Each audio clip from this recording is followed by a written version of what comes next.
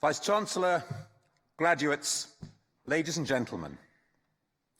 When today is gone, when the gowns and hoods have been returned, the formal portraits and the informal group photos have been taken, when parents and lecturers have finally met over a glass of wine, and when tomorrow morning has dawned, and this colourful ceremony has passed, it will still have many years to live in the memories of everyone here, and not only in the downloadable film available afterwards at a very reasonable price.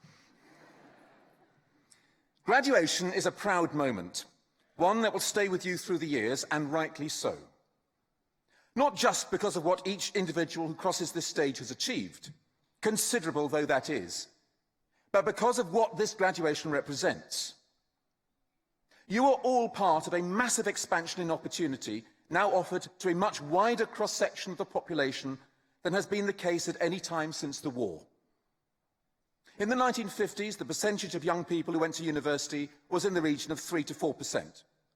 Nowadays, it is just below 50%. That expansion represents a veritable social revolution in this country, and you, my friends, are part of it. Indeed, you are at its cutting edge. But before you set about changing the world, it is right to take a moment to reflect on what you have achieved, on what you have become, and that is what today is about. If you will allow me a moment of reminiscence, on my own graduation day back in 1982, before many of you were born, before some of you were born, my parents did for me what perhaps yours may do for some of you. After the ceremony, they took me for tea to a rather posh hotel. And as we stood waiting for a table, me still in my gown and hood, an American lady came up to me and in tones of awe, without even a preliminary excuse me, asked, "What does it mean?" I was caught off guard and couldn't think of anything particularly clever or witty to say in response, other than, well, quite a lot, actually. But on reflection, I think that that was the best answer I could have given, and that her question was absolutely right too. For what indeed does it mean? Why have we gathered here in these colourful, but perhaps rather eccentric robes? Why have you given these crucial years of your lives to the pursuit of one course of study, to come out with a degree and letters after, and in some cases before, your names? What does it mean? How is graduating from Anglia Ruskin different from graduating from that other great and prestigious school of mass education, the University of Life? And in some ways, of course, it isn't different at all. University is about much more than a course of study. It is an education in life and living. For many young people, it is the first time they have lived away from home. Indeed, for many people, going to university is, in effect, the point when they leave home. University is about managing money, paying rent and bills, and still having enough for your course, for your social life, and for food. It's about encountering and working alongside people from completely different backgrounds, from different parts of the country and of the world, and even of different generations. The medieval idea of a university was that it was somewhere to study the universality of creation, hence the name. Learning, and perhaps learning the hard way, about the ways of the world and of its people is still central to university life. In that sense, you are all graduates of the University of Life. But your Anglia Ruskin degree adds a depth, a richness of knowledge and understanding that cannot easily be matched by any other means. To see below the surface, to see things in a wider or a longer context, to have an insight into why things are as they are, and therefore to be aware of how they can be different. These are the attributes of the informed citizen, of the university graduate. And used properly, they can make you, each one of you, a force to be reckoned with. But that doesn't explain what we are doing here today, nor why you are wearing those robes. What does all this mean? After all, graduation doesn't have to look like this. I still remember a school's television programme about university life that I watched back in my own sixth form days. It contrasted the experiences of a British student at Cambridge with a German student at university in Cambridge's twin city, Heidelberg. For the most part, their experiences were fairly similar. Lectures, tutorials, sport and socialising were much the same in either city. But then came graduation. The Cambridge student processed down King's Parade, looking splendid in gown and hood, before going through a grand and colourful ceremony much like this one. Okay, with a bit more Latin. Then the scene switched to Heidelberg. to a small office with the department secretary typing away. Our German student popped his head round the door and asked if he could pick up his degree. So she got up and got it for him, out of a filing cabinet. That was his graduation. I'm told by German friends that things haven't really changed, but I'm open to correction. Of course, in the period of radical student activism in the 60s and 70s, not all students went through a graduation ceremony in this country. Many students thought it old-fashioned and anachronistic. You might go through with it to please your parents, but it was still decidedly uncool. I'm very glad that that attitude has largely disappeared, because I think it missed something really rather valuable. A public ceremony like this is an opportunity for us all, not only to congratulate you and to celebrate your achievement, but to launch you onto the next phase of life. As you have heard, graduation means moving from one stage to the next, and so it should. For make no mistake, learning never ends. As we sit here today, you are continuing a tradition of learning and scholarship that was established centuries ago by the monks and nuns of the cloistered colleges, some of them in this city, of the medieval world.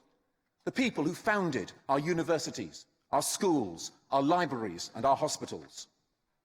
The gowns and hoods you are wearing today are a reminder of the hooded habits they wore, of their devotion to scholarship, and of the standards of truth and intellectual honesty by which they sought to live and work, and which we look to you to maintain. The academic caps you wear derived from the caps worn in Tudor times by churchmen and scholars as an outward sign of their learning and of the authority it gave them. Your graduation robes place you in the same tradition they started, and you can wear them with justifiable pride. But what about the title you now hold? No doubt friends and family will send you cards addressed with your degree letters after your name. But what does it mean to be a Bachelor of Arts? Arts isn't too hard to grasp. It means mastering both knowledge and its application. But why bachelor? The word usually means a young, unmarried man, which clearly cannot be the right meaning for everyone here today. The technical meaning in an academic context is perhaps not very encouraging. It means one in training for, and who has by definition not yet got, a master's degree. That sounds a bit negative, labelling you in terms of what you're not, the academic equivalent of an L plate. But there is another meaning to bachelor, which I think fits today rather better. It means a young knight. Indeed, you can still find Knight Bachelor among the titles of the orders of chivalry today.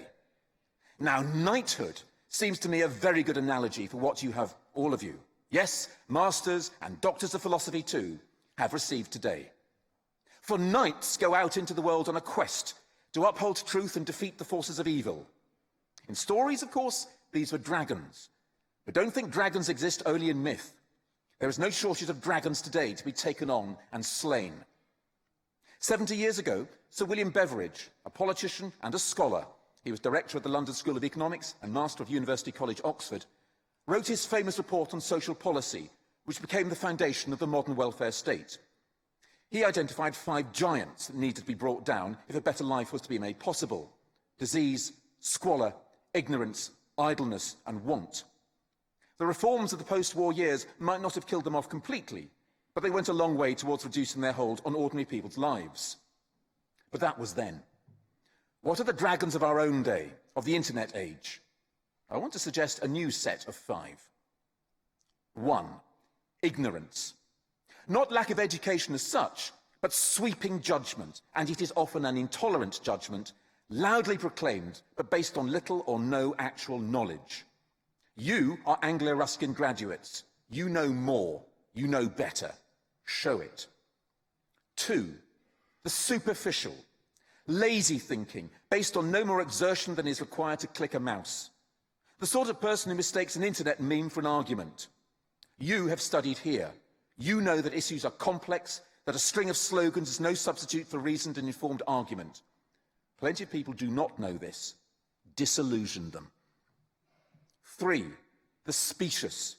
The shoddy argument, full of non sequiturs, false connections, unfounded propositions, arguments that might sound impressive but are based on straw. Many will be taken in, not you. You are graduates of this university. You have faced the best in intellectual challenge and you have passed that test. You can recognize trash when you hear it, and when you do say so, there is a lot of it out there. 4. The herd mentality. Going with the crowd, switching the brain off and following the others, letting others do the thinking. If you switch your brain off, there are plenty of charlatans who will fill the gap. Don't let them. Stand up, stand out. Be prepared to say no when everyone else is saying yes. And if you do want to say yes, say it because you believe it, not because everyone else does. That is the mark of the educated citizen. That is the mark of a graduate of this university. 5, the denigration of academic standards. There are plenty of people who are impatient with academic rigor, who want to rush into action and aren't interested in evidence, in argument, or even in truth. It was impatience that led an otherwise intelligent and highly educated government to launch a war with whose consequences we will be living for a long time yet, based on imperfect intelligence they could not be bothered to check, an impatient dismissal of expert analysis and advice. Truly, my friends, we need more Anglia Ruskin graduates in the corridors of power. So when you go out of those doors at the back, you are going out not just into the world, you are going into battle. You are young knights, bachelors and masters of arts of a university of which we can all be very proud. So go out from here and let the world tremble at your reproach. But there is just time for tea in a posh hotel before you go.